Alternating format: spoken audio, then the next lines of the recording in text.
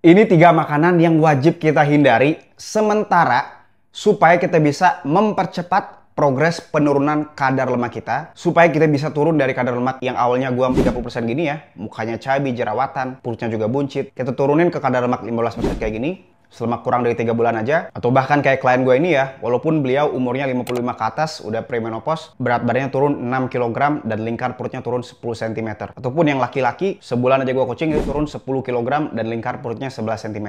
Nah sebenarnya makanan-makanan apa aja sih yang sehari-harinya kita wajib hindari dulu, dan nanti di belakang gue bakalan kasih tahu apa aja makanan yang kita wajib konsumsi supaya kita bisa menurunkan berat badan, terutama beratnya itu adalah berat lemak. Apa aja makanannya? Kita langsung bahas satu persatu. Nah, kalau misalnya kita mau menurunkan kadar lemak kita, misalnya kayak gue pribadi nih, gue ada acara ya, gue mau pergi photoshoot, karena gue mau bikin video marketing ya kan, atau video apa, itu gue bakalan apa? Gue bakalan berhenti, bener-bener berhenti mengkonsumsi makanan ini. Karena apa? Ini tuh makanannya membuat kita nafsu makannya naik, kalorinya tuh jadi membeludak. Jadinya kalau kita berada di dalam keadaan kalori defisit itu sangat-sangat susah, Pak. Untuk kita ngikis lemak tiap hari, tiap minggu gitu itu sangat susah. Yaitu apa makanan pertama? Yaitu adalah bumbu-bumbu manis. Dan juga minyak goreng yang nggak sehat. Minyak goreng nggak sehat itu gimana, Bang? Minyak goreng yang sudah pengolahannya itu banyak berkali-kali. Oke, contohnya misalnya minyak goreng sayur ini ya. Itu dia itu melalui pemanasan berkali-kali sebelum jadi minyak. Itu jadinya apa? Kita bakalan naikin inflamasi ya. Kulit kita gampang rusak. Untuk bumbu manis, di bumbu manis itu sebenarnya ada minyak yang nggak sehat itu. Itu yang pertama. Kenapa alasannya? Yang kedua, di bumbu manis contohnya misalnya kecap. Itu ada yang namanya kedelai. Kedelainya itu karbohidrat dan itu banyak. Belum lagi ada gulanya. Selain juga kecap-kecap, saus-saus juga ya. Itu gulanya tinggi banget. Oke, bumbu-bumbu manis dari misalnya dari mie instan, itu juga bumbunya gulanya tinggi. Bumbu kacang, mayones, apalagi bumbu saus tiram, saus apa segala macam, itu semuanya gulanya tinggi. Kalau teman-teman lagi diet, itu akan menghambat dietnya teman-teman. Progres penurunan kadar lemaknya teman-teman. Tidak cepat lagi, buang-buang waktu jadinya. Kalau misalnya sebulan sekali nggak apa-apa. Tapi kalau setiap hari kita masih mengkonsumsi itu, kita bakalan apa? Bukan mempercepat progresnya, kita bakalan menghambat. Nah kalau misalnya kita mau mempercepat progresnya, kita bumbunya itu dari garam aja. Garamnya garam sea salt dan juga teksturnya yang kasar supaya penyerapan di darah lebih cepat gitu ya. Dan yang kedua, garam itu nggak ada kalorinya. Kalau mau bumbu lain misalnya pakai rempah-rempah, lada, merica itu masih aman, tapi secukupnya aja, jangan banyak-banyak karena itu karbohidrat juga ya. Kalau banyak-banyak numpuk juga kalorinya. Oke, jadi dikit aja ya, yang bubuk-bubuk itu dikit aja. Dan itu bakalan membantu kita apa? Dietnya masih enjoy.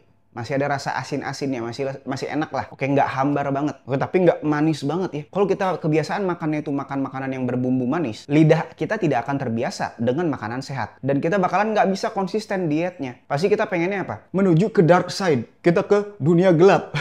Dunia gelap tuh maksudnya dunia penyakit. Apapun yang manis-manis itu pasti bikin sakit. Kali aja kita coba makanan bumbu manis, nanti kita pengennya apa? Pengennya minuman manis. Habis minuman manis, craving lagi. Pengen manis-manis lagi yang lain. Nah, cara memberhentikannya adalah kita harus membiasakan lidah kita ya, itu dengan makanan yang normalnya tuh kayak gini loh. Yang sehat tuh ya begini, nggak terlalu manis. Itu makanan yang pertama yang kita wajib stop dulu sementara. Ya, kalau sebulan sekali nggak apa-apa. Dan juga porsinya harus dibatasin ya. Nah, sekarang makanan yang kedua. Ini bakalan mempercepat benar-benar progres teman-teman. Teman-teman sebenarnya boleh makan ini. Makanan ini boleh-boleh aja. Tapi kalau misalnya hasilnya mau cepet banget, kayak klien gue di awal tadi misalnya, atau misalnya klien-klien gue yang lain yang ini ya, itu gue, kalau misalnya teman-teman lihat testimoninya di Instagram gue banyak ya, lihat aja. Mau cepet nih, kita wajib untuk stop makanan yang kedua ini, yaitu adalah karbohidrat alami yang bersumber dari mana? Dari buah-buahan manis dan juga sayuran tinggi karbohidrat. Kata kuncinya tinggi karbohidrat. Kalau misalnya karbohidratnya rendah, buah-buahan karbohidrat rendah, misalnya alpukat misalnya, atau misalnya sayuran karbohidrat rendah, ya itu masih aman dikonsumsinya. Selama konsumsinya dibatasin juga. Tapi kalau misalnya buah-buahan manis yang tinggi karbo, contohnya misalnya pisang, anggur, klengkeng,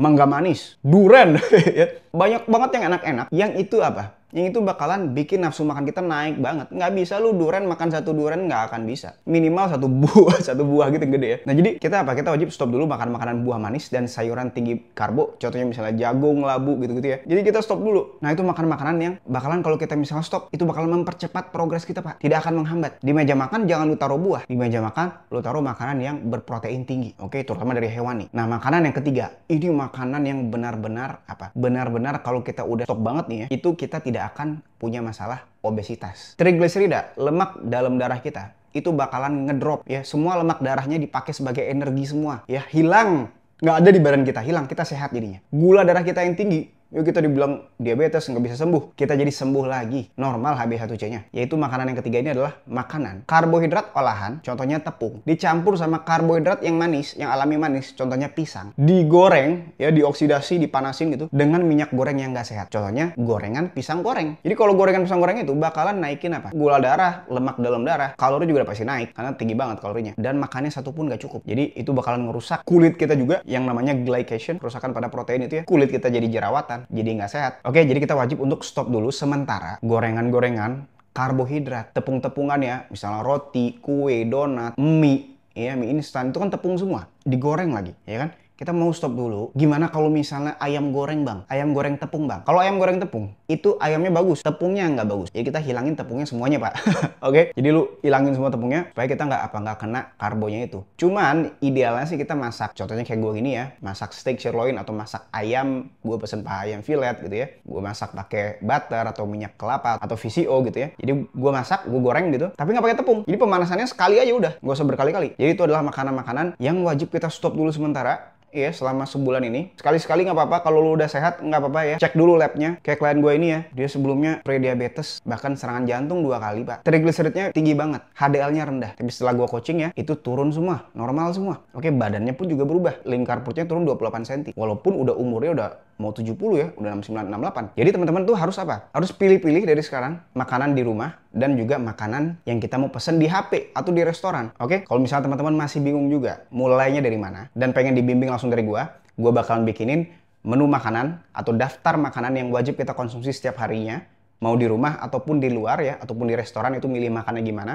Termasuk juga ojek online tuh pesannya apa aja dan gimana mesennya ya, makanan-makanan yang sehat. Termasuk juga misalnya kita cara masaknya, link-link pembelian bahan makanannya itu di mana, dan juga latihan di rumah ataupun di tempat gym itu program latihannya tuh setiap harinya gimana tuh. Dan bakalan kita monitor langsung supaya progresnya itu lebih terjamin dan kita jadi lebih konsisten tuh ngejalaninnya. Jadi nggak buta ya. Di jalan ntar kita nggak tahu gimana, nggak turun, malah naik, bingung, stres jadinya. Tapi kalau misalnya ada coach yang ngebantuin, itu bakalan lebih gampang. Nah, kalau misalnya teman-teman tertarik, teman-teman bisa langsung daftar aja di link di deskripsi atau di link di kolom komen. Segitu aja video gue. See you next video. Bye-bye.